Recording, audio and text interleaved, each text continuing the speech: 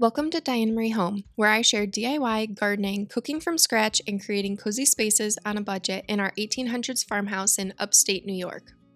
Last week I shared how I was starting to prep my garden spaces, and this week I am sharing how to make an easy DIY arch trellis using T-posts and cattle panel.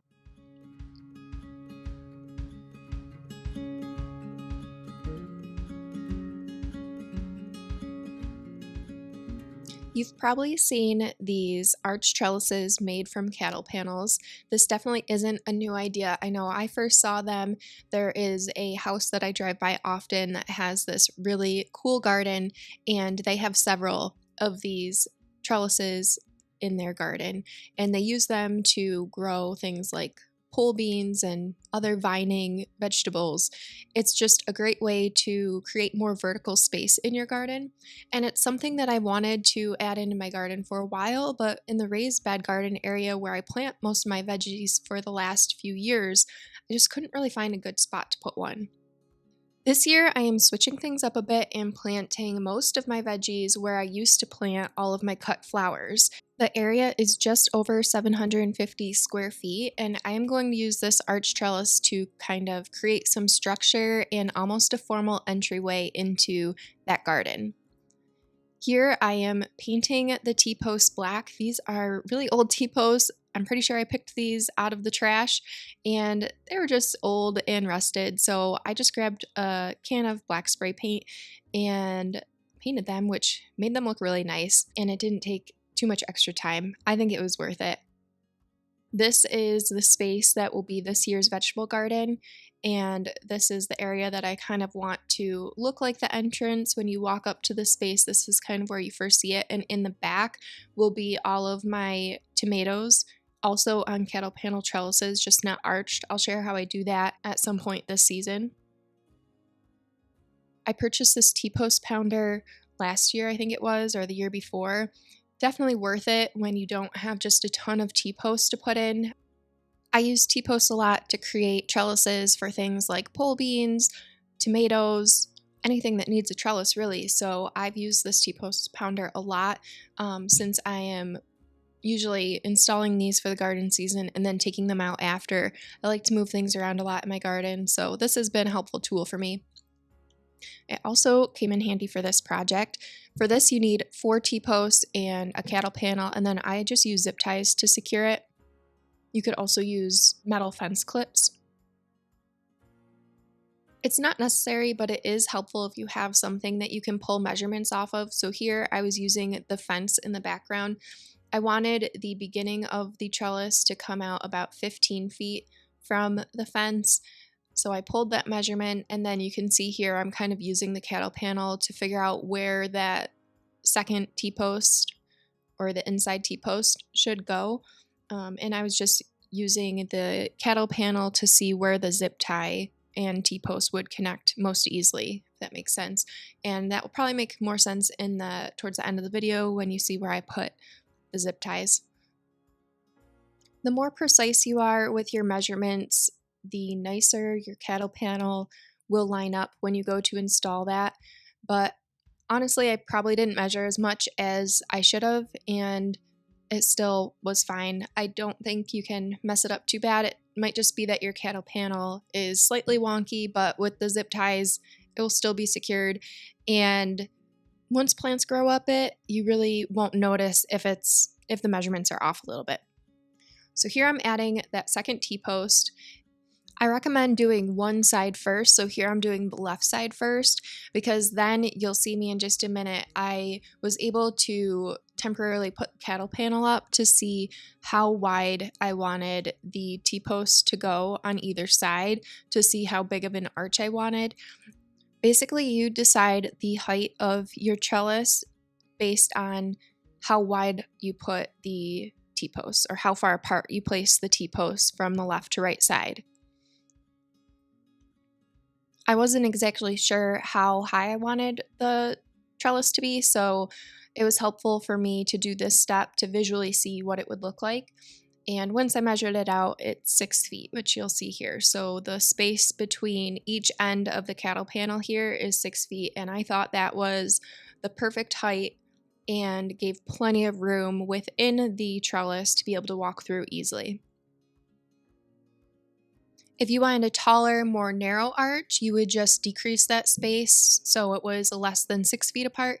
And if you wanted a wider, lower arch, you would increase it. Although I would be careful, because if you want to grow something heavy like pumpkins up the trellis, you would want to make sure that it had enough support and that the arch wouldn't kind of bow down. So I thought 6 feet was the perfect spacing.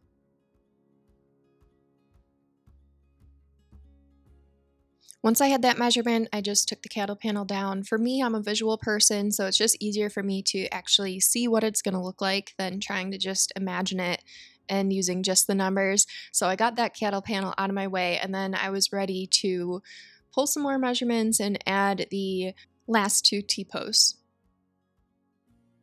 Basically what you're doing with the T-post is creating a frame that the cattle panel will sit within. So the pressure of the cattle panel will be on either side of the T-post and the zip ties will just secure it.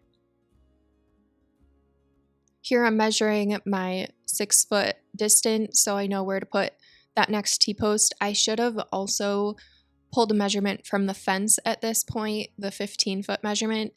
I think I skipped that step, which I'm pretty sure is why mine turned out a little bit wonky, but I must have eyeballed it okay because it still worked just fine. And I decided to just leave it because once I have plants growing up this, no one will be able to tell. Well, you might now that you know.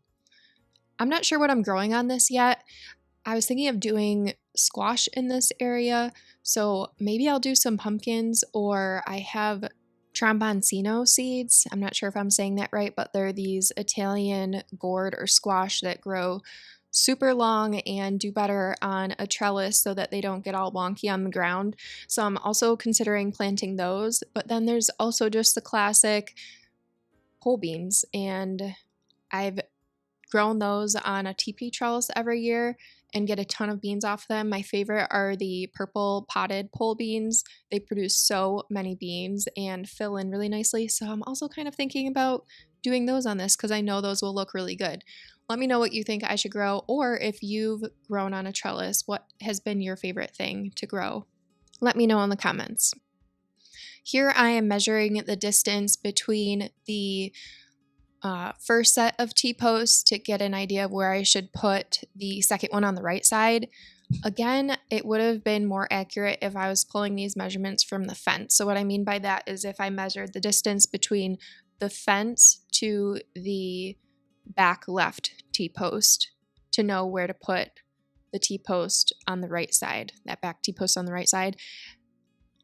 I didn't do that, but like I said, in the end, it really didn't matter that much. So just a few measurements and eyeballing it is probably good enough for this project. I just wanted to keep it simple. I didn't want to make it complicated. I was working on borrowed time. You could probably see in the background, my husband had the babies and they were picking up sticks. So I knew I didn't have too long to myself to finish this project. And I really just wanted to get it done because we've had an unusually warm spring in upstate New York, and I have a feeling we're going to be able to plant a little bit early this year, and I want to just have my garden all ready to go. In the past, I've just been creating so many new garden spaces here. I think we're in our 5th year at this house, and things just go so much smoother when the garden space is all ready to go at planting season versus when you are trying to put in a new garden at the beginning of a garden season. It just really makes things go smoother when it's all ready to go. So on these nice spring days and when I have little pockets of time, I've just been doing little projects here and there to get my gardens ready with prepping the soil, adding compost, and doing little projects like this trellis. Another project I'll be working on in this space is creating trellises for my tomatoes using T-posts and cattle panels. That is going to be the system of trellising I use this year for tomatoes. In the past, I have strung them up to supports, which did work well, but I just don't really have time to hang each individual string for each tomato plant. I grow a lot of tomatoes. So last year I kind of experimented with T-posts and string and it worked well, but I think the cattle panels are going to work even better. So when I work on that project, I'll be sure to share that. This part of the project would definitely be easier with 2 people, but I really wanted to get this project done, and like I said, the kids were occupied with my husband, so I just made it work. I lined up the cattle panel on the original 2 T-posts and then just slowly worked it up as best as I could by myself and put it in place. Once I was able to get the cattle panel into place, it stayed on its own really well, even without the zip ties or anything. It was just a little tricky folding it by myself. So here you can see I'm just placing it inside both sets of T-posts, and the T-posts are what is holding it in at this point. It took a little tweaking, just trying to get the cattle panel in a good spot. If your measurements are off, this is where it's going to show up. Like I said, I wasn't too strict on my measurements, and it is slightly wonky, but it works. Once you have your cattle panel lined up to where you want it, you can secure it to the T-posts. So I decided to just use zip ties because it's simple and this arch will probably come down at the end of the season, just to make it easier to get the space ready for the following season. But you can see here how I am using the holes on the T-post to secure it to the cattle panel. If the vertical piece of the cattle panel lines up nicely with the T-post, you could also wrap that zip tie around horizontally. Really, you just need to make sure the T-post is attached to the cattle panel, and ideally you would do this a few times on each T-post to really secure it. You can see here the other way you can secure the cattle panel and T-post with the zip tie. That's it. This project is super easy. It probably took me, I don't know, 15-20 minutes.